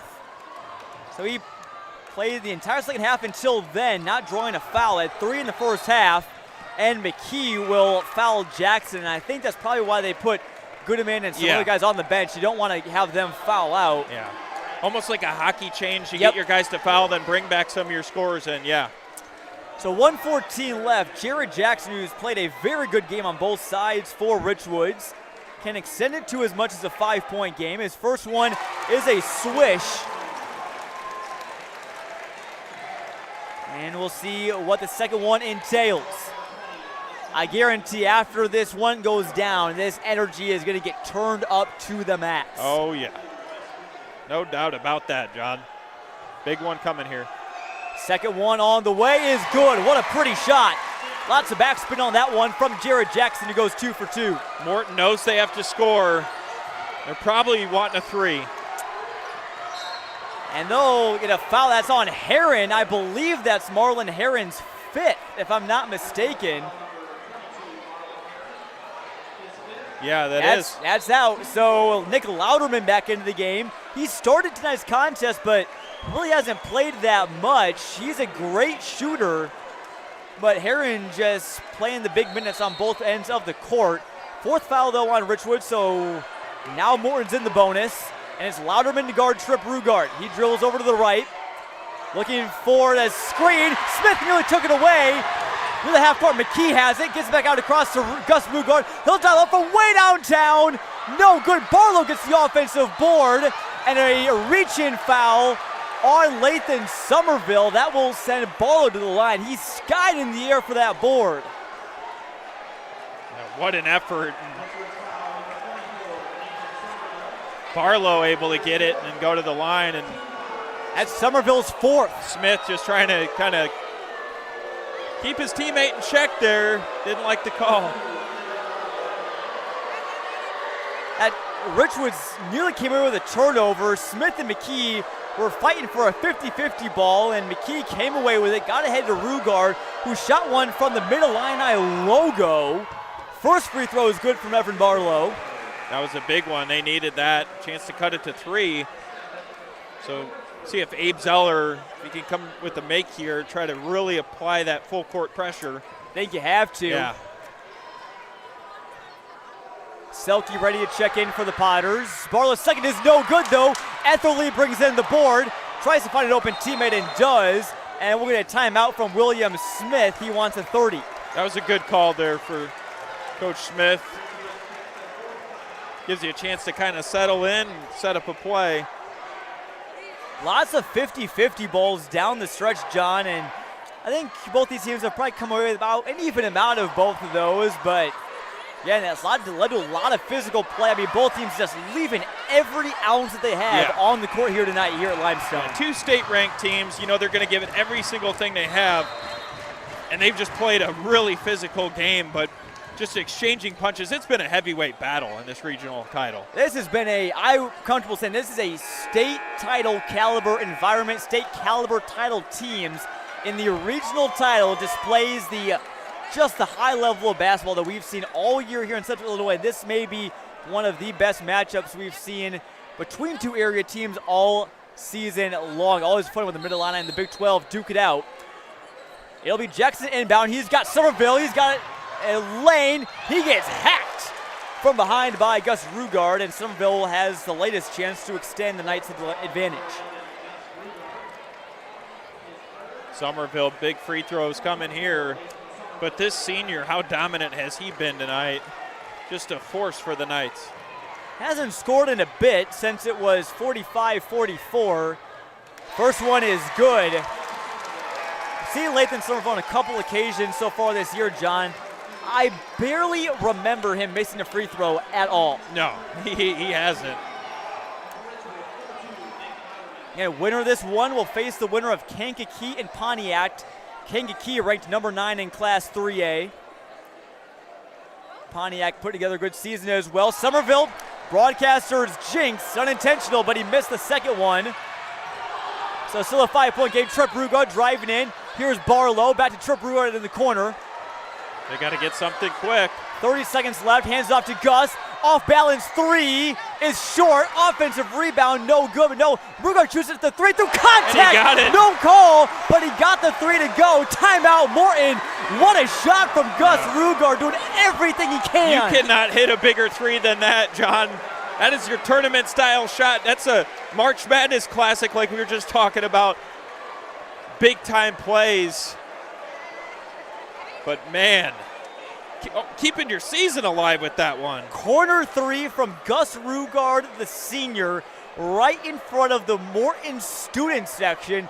That got them all riled up. He did, I believe, from our angle, looked like he got bumped. There wasn't a call. May have been after the shot. Maybe, I don't think it was very much contact. But still, good news for Morton. You can still believe that, hey, we're only down by a possession. Well, here, and you foul, you say you go to the free throw line, you miss, you're still in it, chance to win it. You get a turnover, you could try to score and tie this game. John, like we said, this is the type of game where anything can happen right now. Anyone's game. It's been that type of crazy throughout.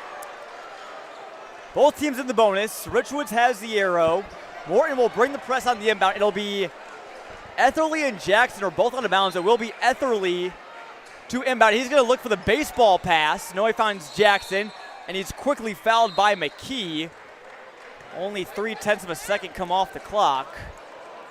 So, yeah, you almost put the pressure back on Richwoods now because you want to make both free throws. You make one and miss one, Morton still has a chance to tie. So you absolutely have to make pressure spot here for Jackson. You need to make one. Yeah. That is the most important thing. You just knocked down two. Takes a very deep breath. First one, in and out for Jared Jackson. Tough spot, lot of noise. This crowd, it's rocking. For any high school kid, this is just a moment that is tough to try to drown out this pressure. Morton students jump around, they're on their feet.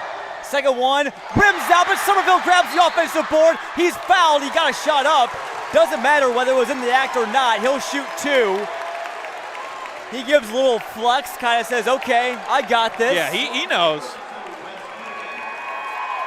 And that's called picking up your teammate. He missed both free throws. Somerville goes, no, I'll give us a chance. I'll keep us in this.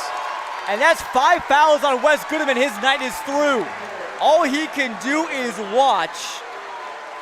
He's a junior, so his career is not hanging in the balance, but a well-done effort from him against Somerville tonight and on the offensive end as well.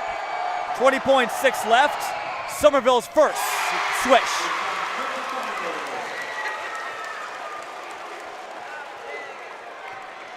How about the return of Lathan Somerville? Played last season at the prep factory, or the skill factory down in Georgia, prep school, and he gets one of the biggest offensive rebounds of the year for the Knights. And they have a 2-possession lead with 20.6 seconds to go. Somerville will check out. They don't want him to pick up another foul. Morton's got to get down there and score in a hurry. If you're Richwoods, do you consider fouling here so they don't shoot a three? Yeah, I would.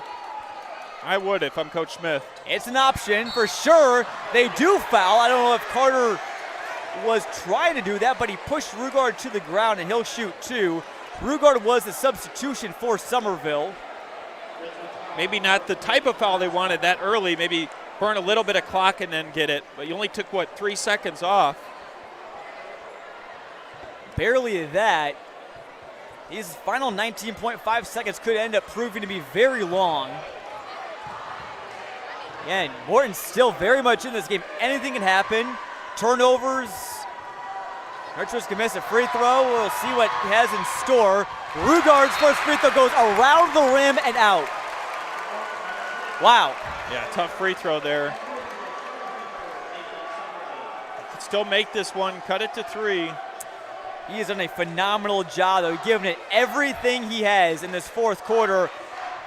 That corner three was so big. His second free throw is good. Now make it still a one-score game. It'll be Etherly to trigger the inbound. He looks for Jared Jackson.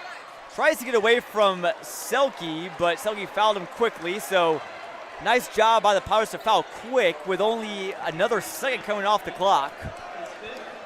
And there is the 5th foul on Selke, so both he and Goodman are sidelined for the rest of this one. They fouled out. It'll be McKee back into the game for his junior counterpart. If you're Morton here, John, you absolutely have to box out Somerville, and they're putting Boker next to him. Yeah, you got to give it everything you got. You have got to get low on the second free throw if you're Calvin Boker. Jackson's first free throw is good. That's a huge one. Yeah, he wanted one of those back from those previous misses, and he got it right there. He knows how big this spot is. It's been pretty good from the stripe. Takes a dribble, shoots. Too long. Trip Rugard with the board. Morton still in this ball game. Richwoods leaving the door open. I think Rugard was thinking about a timeout. They still have some. They're not calling it. Rugard as Gus. He's fouled by Lathan Somerville. If that is something, that's his 5th. That's his 5th. Oh, boy. That is on Somerville. His Knights through a gargantuan effort from the big fella. Yeah. He's done quite a bit. It may be enough to give Richwoods the win, but we're not 100% sure yet. Louderman is ready to check back in for Somerville. Not the way he wanted to foul out there, but Morton a big chance with these free throws. 9 seconds left. Gus Rugard makes the first. He has scored their last 5. Need to get. That one is good as well. 52-55 your score. Got to foul quick if you're Or rather Morton. 53-55. Pardon the correction there. You need to get a turnover would be ideal, but you need to foul as quick as you can if you're the Potters. Etherly looking for somebody. You don't have Somerville. He gets it into Tavy Smith, and about a second and a half come off before Gus Rugard fouls him. We'll see how many he's got. And we haven't seen Smith at the line too much tonight. John, correct me if I'm wrong. No, we have not. That's Gus Rugard's 4th.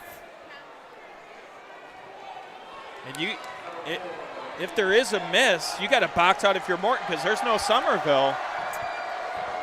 You do. You got the height of Barlow and Boker down low. Smith's first free throw is good. Huge, huge free throw for Tavy Smith. That's just a big-time play. If you make this one, you absolutely cannot foul if you're Richwoods. I'm sure that's what William Smith is yelling to his guys. Second free throw, off the mark. Morton's got a chance, and Abe Zeller called timeout. Probably a good one because Gus Rugard barely had possession of that rebound. So 6.5 to go, and Morton has a chance to tie this ball game. He got it off quick enough that it almost looked like Rugard didn't have possession there, but smart play by Abe Zeller. He's a veteran coach. But now John's 6.5, Gus Rugard, the type of player you probably want the ball in his hands for a game-tying three-point attempt. Certainly, and you're very glad he's only got 4 fouls and not 5. Again, not to say you don't want to trust anybody else because you got guys that can knock down shots. If he's the one that's open, take it, but if somebody else is, let it fly. Rugard can create his own shots, so even if he's in traffic, I think he could still get a tough look to go. They'll probably have Barlow on the court, although I don't think he's shot many threes, nor has he made one tonight. Goodman and Boker, I believe, have both fouled. No, Goodman and Selke have fouled out. Yeah.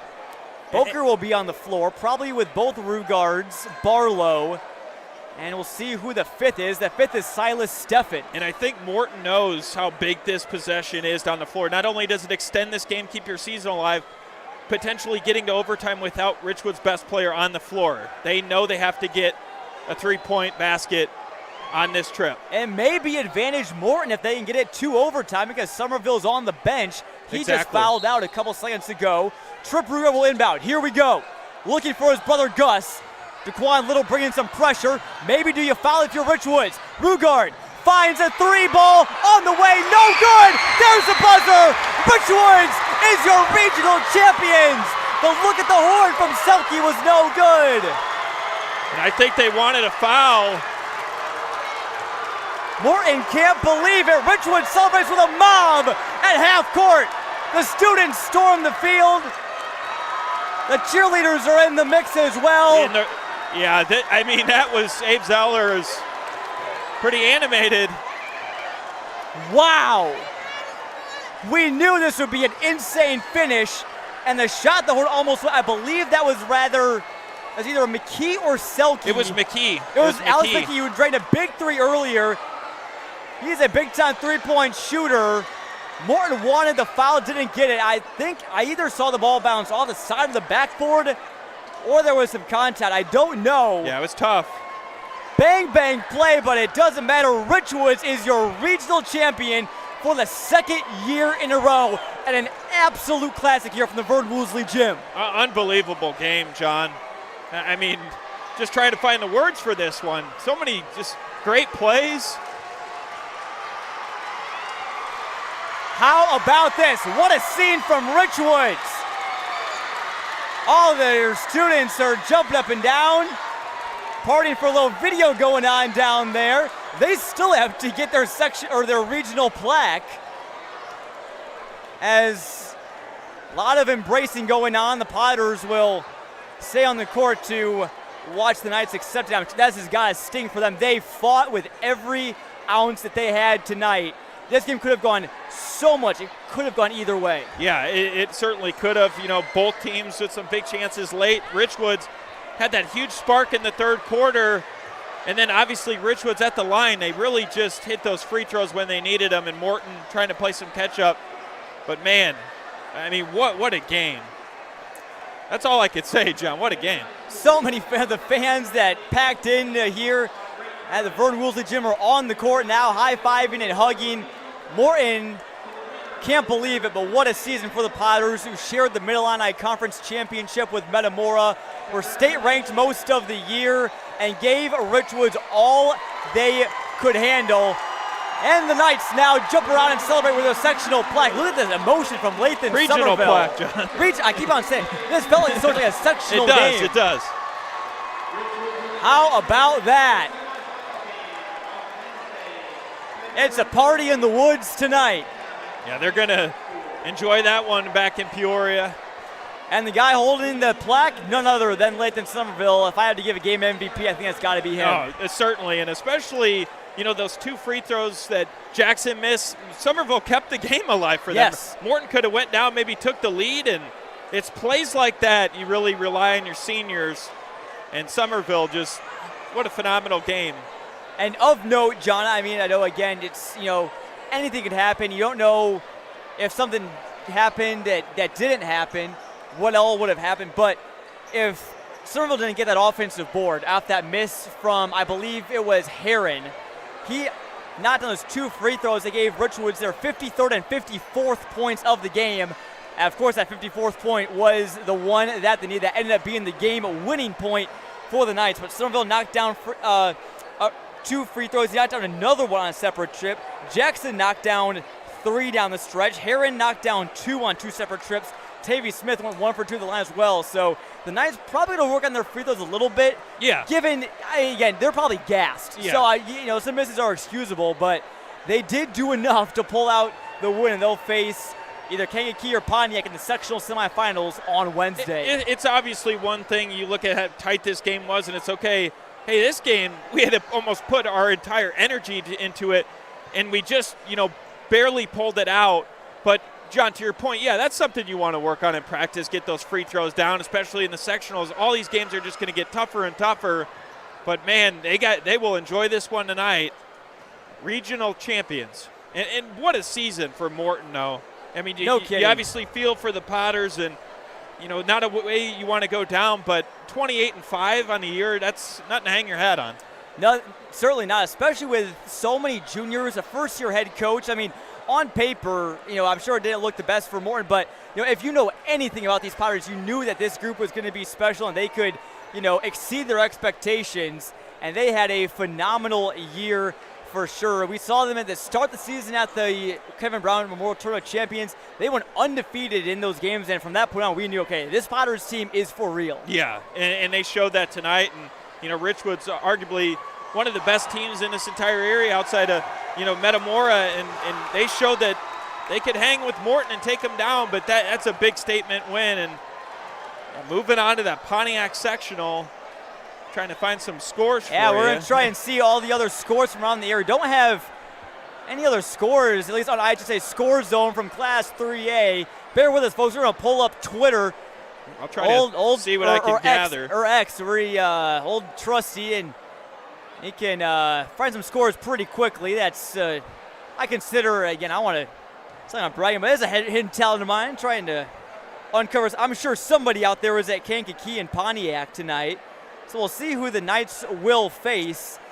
Kankakee wins 62-47, so it'll be the Knights against the K's for the sectional semifinal in Pontiac on Wednesday. We'll try and get some other scores from around the area in other classes as well. Again, Peoria High playing Metamora tonight. Also, El Paso Gridley facing off with Peoria Notre Dame. Pulling up some scores here. P&D, a winner over EPG, 47-30. How about the Irish making a run with Owen Dillon back in the fold? They're headed on to the Canton sectional. Normal Community Downs Rock Island, 62-36. In Class 1A, Princeville falls to Peoria Heights, 59-54. What a win for the 4-seed Patriots, taking down the 28-5 Princeville Princes. Yeah, that's a big win. Fieldcrest won a regional championship over against Kankakee Bishop McNamara.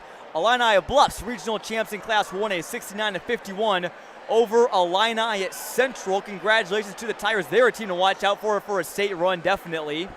4A looks like Moline get you score regional champions. We just covered them at the Midwest Crossroads Shootout at Normal West. We are looking for a score between Metamora and Peoria High. And credit to Colton Kaler, 69-33 Metamora. Big winners over the Lions, so they'll be making the trip to Pontiac. And we may, John, be getting a sectional title rematch of the Redbirds and the Knights next Friday. Yeah. What a game that could be if both teams win. Yeah, and we saw two different teams from last year. So last year you think about the players that graduated. Obviously, Richwoods, a lot of great players at Metamora with Tyson Swanson, Ethan Kaiser, Drew Tucker. But this is a matchup I would love to see, John. Cooper Koch going to Iowa against Lathan Somerville headed to Rutgers. And that might not be the last time they see each other. They're going to see each other in the Big Ten. So I would absolutely love Richwoods Metamora in the sectional title. And I think this entire area would, in our Clutch Sports media followers. We certainly would as well. And with tonight's outcome, again, might like this, folks, especially Richwoods. There is a very, very good chance that we will be at the Pontiac sectional for all three games. Metamora's game on Tuesday, Richwoods game on Wednesday, and the title game on Friday, provided that at least one of those teams makes it to that game. So we will be in there with our video cameras unless something unforeseen comes up. You never know what's going to happen, as we've well learned this week. It's been a hectic week at CSM, but we are so glad you spent your Friday night with us in an absolute thriller between Richwoods and Metamora. John, real quick, a last point I want to make about the Knights. I talked about it on Wednesday. This is a team that's primed for a deep playoff run because they have so much experience. Yeah, they certainly do. And, I mean, when you see how many balanced scores they have up and down that roster, I think it's you could get all the way to state and maybe win a title here. They certainly could. We could be talking about this one for ages to come, but we will leave it here. Richwoods is your Limestone Regional Champions, 56-53. They come back in the second half after being down 29-20 and squeak past the Morton Potters in an absolutely unforgettable game. Another classic here in Bartonville. For my amazing broadcast partner, John Camosa, I am Jonathan Michael saying so long and good night from Friday. We hope you enjoy your weekend, and even more, we hope you join us next week for more playoff basketball coverage on ClutchSportsIL.com. Stay tuned to our social media channels, Clutch Sports Media on Instagram, Clutch Sports IL on Twitter, Clutch Sports Media on Facebook, and also subscribe to our YouTube channel as well. That's how you'll find out all of our latest schedule announcements. But it looks like we'll be headed to Pontiac, just like the Richwoods Knights, after their win over the Potters. Until next time, so long, folks. Hope you have a great night.